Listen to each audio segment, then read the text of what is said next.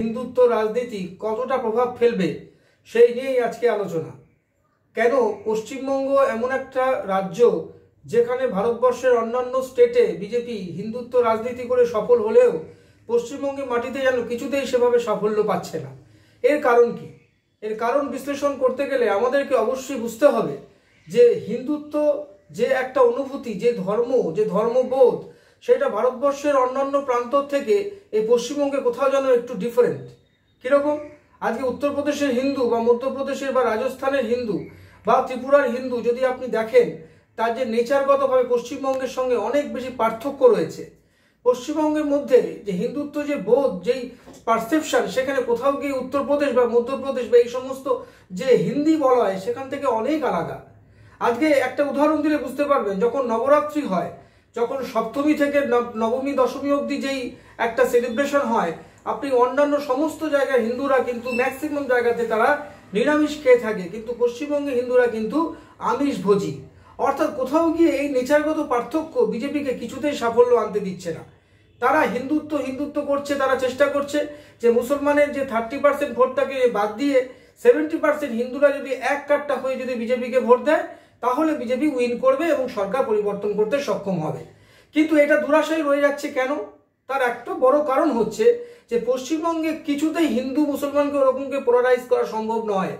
কারণ 70% হিন্দুর মধ্যে প্রায় 50 থেকে প্রায় 45 থেকে 50% হিন্দু কিন্তু মমতাকে ভোট দেয়। তারা কিন্তু কিছুতেই শুধু মুসলিমরা ভোট দিচ্ছে বলে মমতা থেকে তারা কিছুতেই দূরে থাকছে না। তার কারণ হচ্ছে মমতার যে সোশ্যাল স্কিম। আমরা অনেকবার এটা বলার চেষ্টা করেছি যে মমতা বন্দ্যোপাধ্যায় কিন্তু সবসময় প্রো পিপুল কাজ করেছেন। তিনি যখনই কোনো সামাজিক স্কিম নিয়ে এসছেন, সেটা লক্ষ্মীর ভাণ্ডার হোক বা স্বাস্থ্যসাথী হোক বা কন্যাশ্রী প্রকল্প হোক বা সবুজ সাথী হোক বা স্টুডেন্টস ক্রেডিট কার্ড হোক, যে কোনো কিছু আপনি ধরুন না কেন, সেটা কিন্তু কোনো ধর্ম ভিত্তিতে করেননি। সেটা পুরোপুরি সমস্ত আপামর জনগণের জন্য করেছেন। আর এর ফলে কি হচ্ছে? 30% মুসলিম ভোট যেমন মমতা পাচ্ছেন, তেমনি 70% ওদের কথা অনুযায়ী, বিজেপির কথা অনুযায়ী যে 70% যেই আপনার হিন্দু ভোট, তার থেকেও 45 থেকে 50% ভোট কিন্তু চলে যাচ্ছে মমতার দিকে। তাহলে অটোমেটিক্যালি পড়ে রইল কত? আর বাকি যেটুকু পড়ে রইল সেটুকু যদি বিজেপি সন্তুষ্ট হতে যায়, তাতে কিন্তু শুধু বিরোধী আসনে বসা ছাড়া অন্য কোনো পথ নেই। এই কারণে পশ্চিমবঙ্গে কিছুতেই বিজেপি হিন্দুত্ব রাজনীতি সফল হচ্ছে না। এর আর একটা কারণ হচ্ছে যে কিছুতেই হিন্দি ভাষী যারা বড় বড় নেতা রয়েছে, তারা কিছুতেই এসে বাংলাকে কিছুতে একাত্ম করতে পারছে না। আজকে অমিত শাহ বলুন বা নরেন্দ্র মোদী বলুন বা জেপি নাড্ডা বলুন, তারা পশ্চিমবঙ্গে যখন কোনো মিটিং করতে আসছে, তাদের ভাষা হচ্ছে হিন্দি। আর পশ্চিমবঙ্গের যে বেসিক ভাষা বাংলা, তারা কিছুতেই সেটার সঙ্গে রিলেট করতে পারছে না। বাঙালির যে কালচার, যে হিন্দুত্ব বলে যা শুধু দাবি করলেই তো হবে না, বাঙালি কালচারের সঙ্গে নিজেকে যে একটা অ্যাডজাস্ট করে তোলা, এটা কিন্তু কিছুতেই হচ্ছে না। আপনারা দেখুন, বাঙালি শ্রেষ্ঠ উৎসবের মধ্যে পড়ে জামাই ষষ্ঠী। সেদিনকে অমিত শাহ কি করলেন? তার দলীয় সমস্ত বিধায়কদের দেখে মিটিং ডাকলেন। এটা কি করে সম্ভব হতে পারে? আজকে জামাই ষষ্ঠীর দিনে সমস্ত বিধায়ক বাঙালি আর সবাই তো শ্বশুর বাড়িতে যাবেন, আর এই দিনটাই আপনি বেছে নিলেন কি কারণে? না, মিটিং করার জন্য। তাহলে কোথাও গিয়ে হিন্দির সঙ্গে যে বাংলার একটা ডিফারেন্স, সেটা কিন্তু বারবার তাদের কাজে বা আচরণের মধ্য দিয়ে তারা প্রতিফলন হয়েছে। এমনকি অমিত শাহ যেখানে খাওয়া দাওয়া করেছেন যখন কোনো সাধারণ কর্মীর বাড়িতে, সেখানে খাওয়াগুলো যদি আপনি দেখেন, সেখানেও আপনি দেখতে পাবেন যে বাঙালিরা যে ধরনের খাবার খায় বা যেইভাবে খাবার খায়, সেটা কিন্তু অমিত শাহ খাচ্ছেন না। কারণ এটা তার দোষ নয়, তার যে কালচার, তার যে অভ্যাস, সেটা কিন্তু বাঙালির সঙ্গে কিছুতেই মেলে না। ফলে তারা যখন লিডারশিপ দিতে আসছেন বাংলায়, কোথাও গিয়ে তাদের লিডারশিপটা কিছুতেই বাংলার মানুষ সেভাবে মেনে নিতে পারছেন না। আর বঙ্গ রাজনীতিতে তো সেরকম নেতা বললে নেই বললেই চলে। শুভেন্দু অধিকারী, সুকান্ত মজুমদার, দু একজন নাম ছাড়া কিন্তু আর বাদবাকি কোনো টিম দেখা যাচ্ছে না। এর ফলে কি হচ্ছে? বিজেপি একটা বিচ্ছিন্ন রাজনীতি করে বসছে।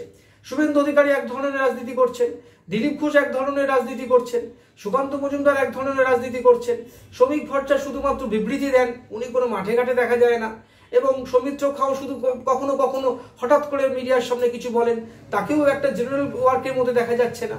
এছাড়াও বিজেপির বহু ডেডিকেটেড নেতা আছে, তাদের বসে রয়েছে। কোথাও একটা ইগো প্রবলেম কাজ করছে বিজেপি লিডারশিপের মধ্যে। তার জন্য দেখা যাচ্ছে কোথাও গিয়ে বিজেপির সেইভাবে দানা বাঁধতে পারছে না তার এই হিন্দুত্ব রাজনীতি। বিজেপি মনে করছে যেহেতু হিন্দি বলাতে তারা সফল হয়েছে হিন্দুত্ব রাজনীতি করে, উত্তরপ্রদেশে, মধ্যপ্রদেশে, রাজস্থানে এবং অন্যান্য জায়গায়, এমনকি উড়িষ্যাতেও তারা সফল হয়েছে, কিন্তু পশ্চিমবাংলা সফল হওয়া একটু মুশকিল আছে। এই কারণেই, কারণ মমতা বন্দ্যোপাধ্যায়ের যে কৌশলী রাজনীতি, যে এত সুচারু রাজনীতি, যেটা কিন্তু কিছুতেই পাল্লা দিতে পারছে না বিজেপির শুভেন্দু অধিকারীরা। শুভেন্দু অধিকারী মমতা স্কুল থেকে পাশ করলেও কোথাও গিয়ে মমতারকে ঠিক টেক্কা দিতে পেরে উঠছে না। আজকে কোনো না কোনো নন ইস্যুকে যখনই ইস্যু করতে চাইছে মমতা এমন কিছু করছে সেই ইস্যুগুলো একেবারে ভোতা হয়ে যাচ্ছে। এর আর একটা কারণ হচ্ছে বিজেপির মধ্যে আমরা আগেও বলেছি যে কিছুতে কোঅর্ডিনেশন নেই, বিজেপি কিছুতে টিম হয়ে কাজ করতে পারছে না, বিজেপি একক এক একটা নেতা বেসিসে কাজ করছে। এর ফলে যেটা দেখা যাচ্ছে যে বিজেপি থেকে মানুষ কিন্তু আস্তে আস্তে সরে যাচ্ছে। আজকে 2021 বা 2018-তে যেই উন্মাদনা বিজেপির মধ্যে বিজেপি করার জন্য ছিল, বিজেপির প্রতি ছিল, আজকে কিন্তু দেখা যাচ্ছে বিজেপির প্রতি সেই উন্মাদনাটা লক্ষ্য করা যাচ্ছে না।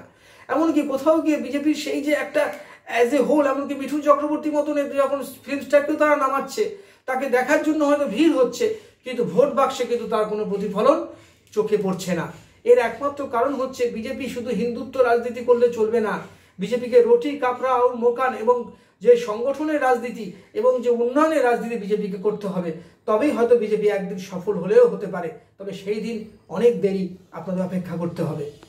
আমাদের ভিডিও ভালো লাগলে লাইক ও শেয়ার করুন, কমেন্ট সেকশনে গিয়ে জানান আপনাদের মতামত। আরও ভিডিও পেতে চ্যানেলকে সাবস্ক্রাইব করুন। প্রতি মুহূর্তে খবরের আপডেট পেতে প্রেস করুন বেল আইকন।